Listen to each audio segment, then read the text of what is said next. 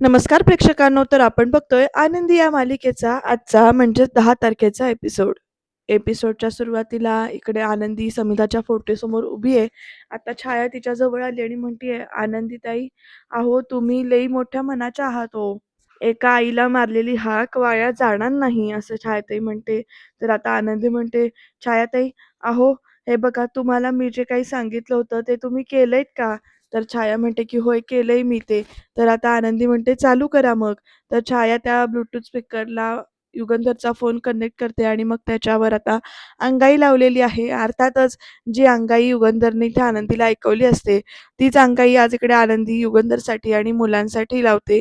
युगंधर असा चमकतो अंगाईचा आवाज आल्यानंतर, पण तो फार काही विचार करायला जात नाही, कारण अंगाईचे सूर तसेच कानी पडतात. एकदा बेडकडे बघतो तो, एकदा समिताच्या फोटोकडे बघतो आणि तिथेच असं डोकं टेकून परत खुर्चीवर असं बसतो आणि अंगाई सुरू होते. निजली रात निजे चांदोबाही बाळाला झोप का ग येत नाही. इकडे रूममध्ये पण अंगाईचा आवाज ऐकल्यानंतर सगळेजण असे चमकतात एकदम.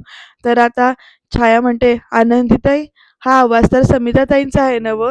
तर आनंदी म्हणते, की "हो, आता समिताताईच या घरात शांतता परत आणू शकतात आणि या सगळ्याची मनं शांत करू शकतात," असं इकडे आनंदी म्हणते छायाला.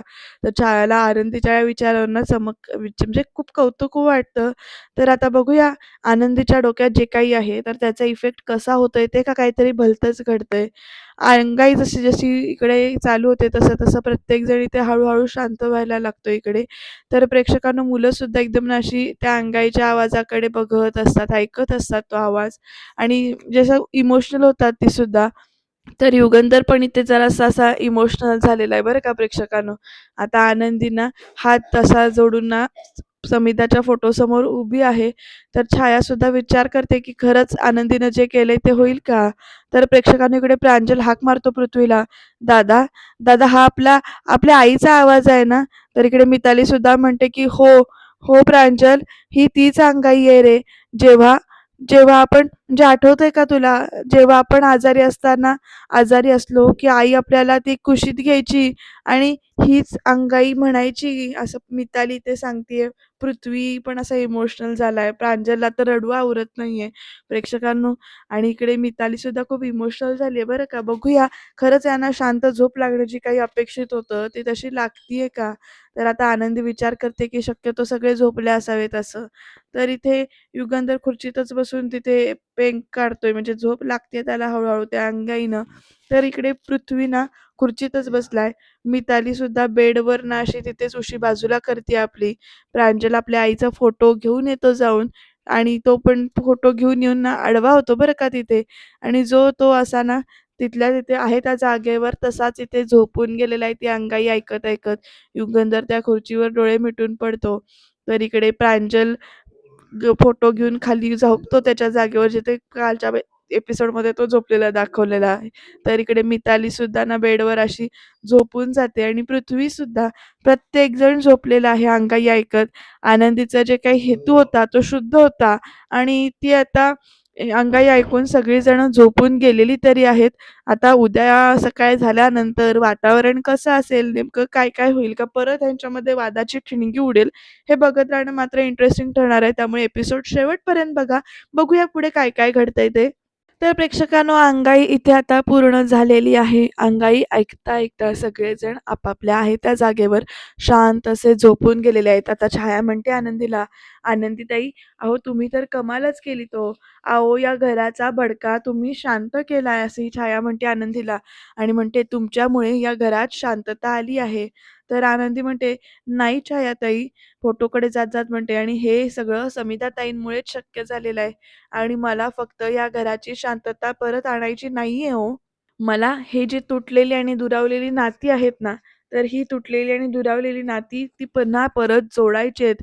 हे जे विखुरलेलं घर आहे ना, ते पुन्हा एकदा भक्कम करायचंय, एकत्र जोडायचंय आणि आणि त्यासाठी मला आता एक कठोर पाऊल घ्यावं लागणार आहे. तर असं आनंदीनं म्हटल्यानंतर छायाताई विचारते, "कठोर पाऊल म्हणजे?" तर आनंदीताई, "अहो तुम्ही आता काय करणार आहात?" असं छाया विचारते. तर आता आनंदी म्हणते, "मला आता फक्त एवढंच वाटतंय, की मुलांमधली आणि वडिलांमधली ही जी काही दरी आहे ना, ती दरी निर्माण करणारी व्यक्ती म्हणजे या घरातून निघून गेली पाहिजे." तर प्रेक्षकांनो, इकडे आता आरती ना रूममध्ये फेऱ्या मारतीये सारखं इकडून तिकडून, इकडून तिकडून फेऱ्या मारायचं काम चालू आहे. बेचैन आहे ती सुद्धा. तिचं लक्ष नाहीये कशामध्ये. तिला समजत नाही की आपण काय करावं ते.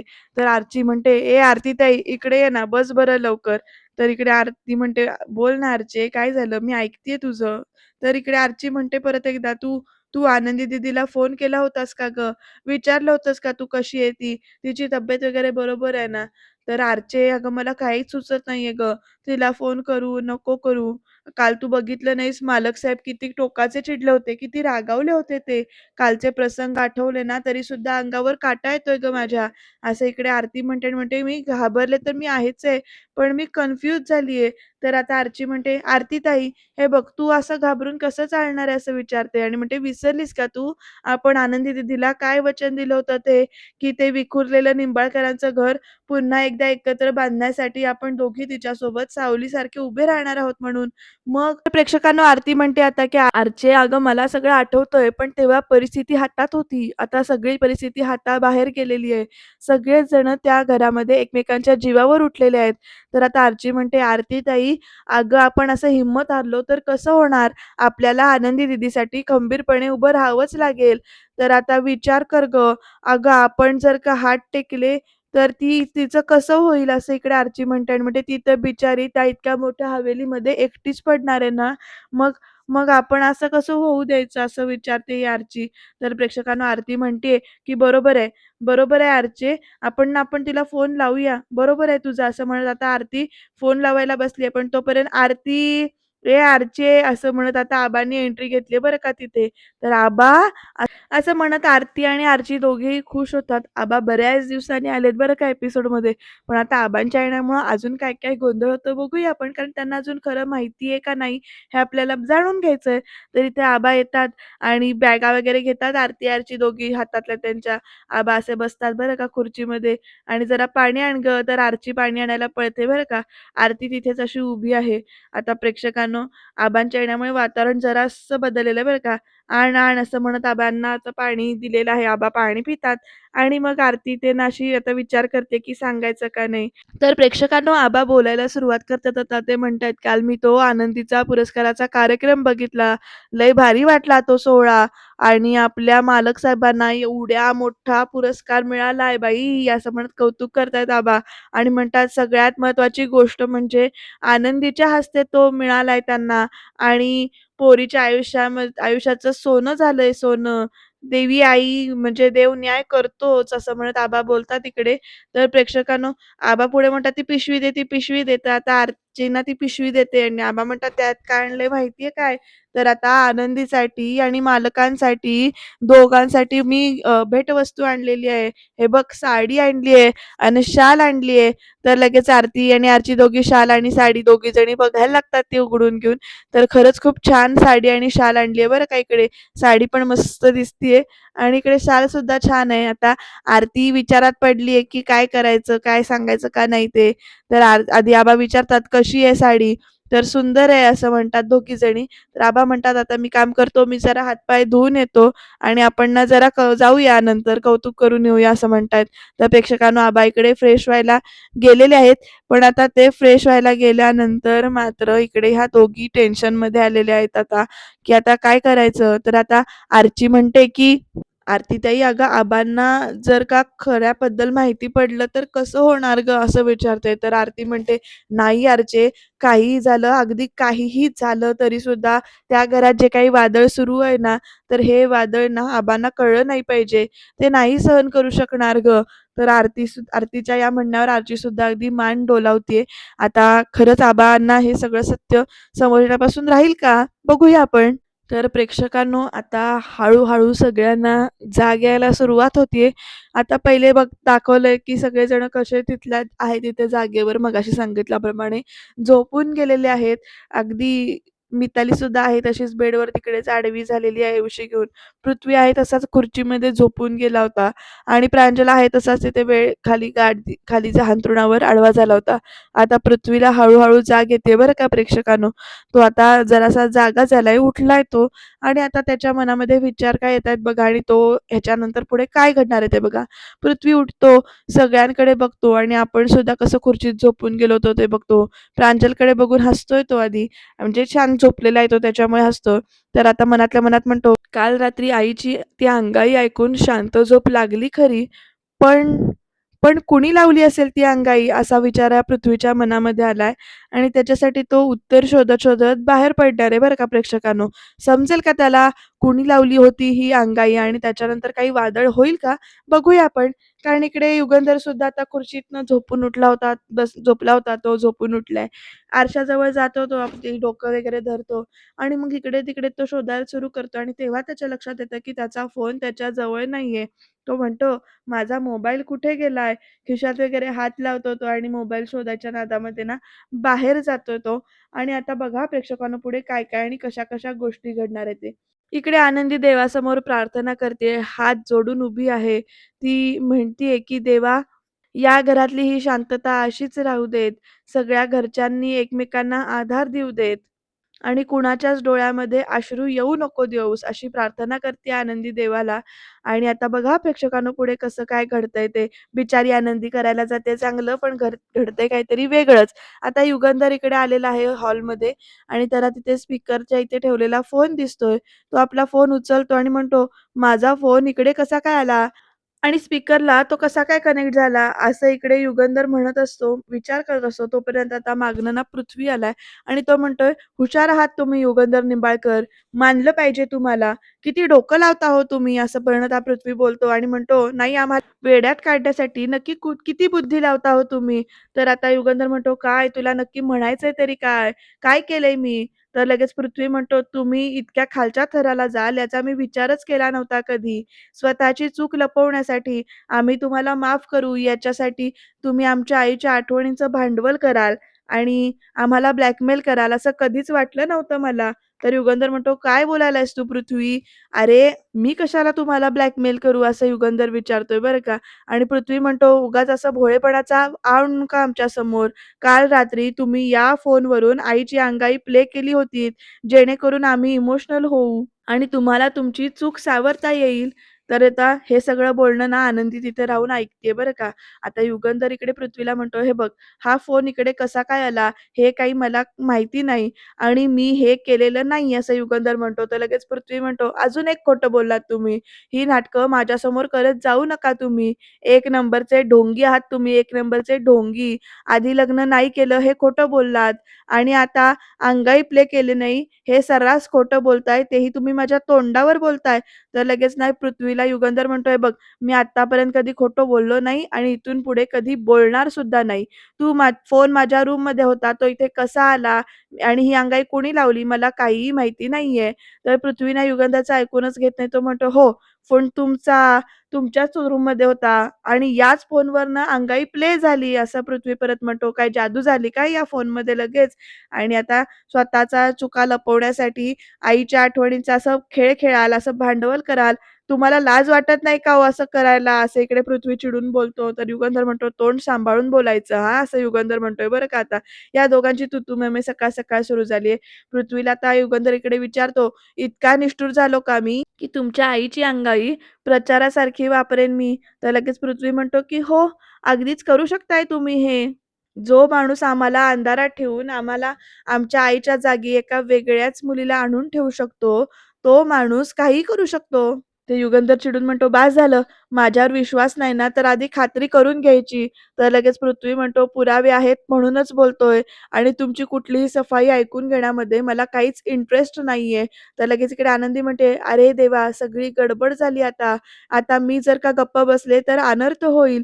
मला खरं काय ते सांगावंच लागेल." असं आनंदी म्हणते आणि आता युगंधर तिकडनं निघून जाणार तोपर्यंत आनंदी पुढे येते आणि म्हणते, "मालक साहेब थांबा." तर आता पृथ्वीसुद्धा आनंदीकडे एकदम असा बघायला लागते बरं का. आनंदी पावलं मोजत-मोजत आता पृथ्वीच्या आणि इकडे मालक साहेबांच्या इथे येऊन उभी राहते. आता आनंदी येऊन उभी राहते, पृथ्वीला म्हणते, "पृथ्वी प्लीज."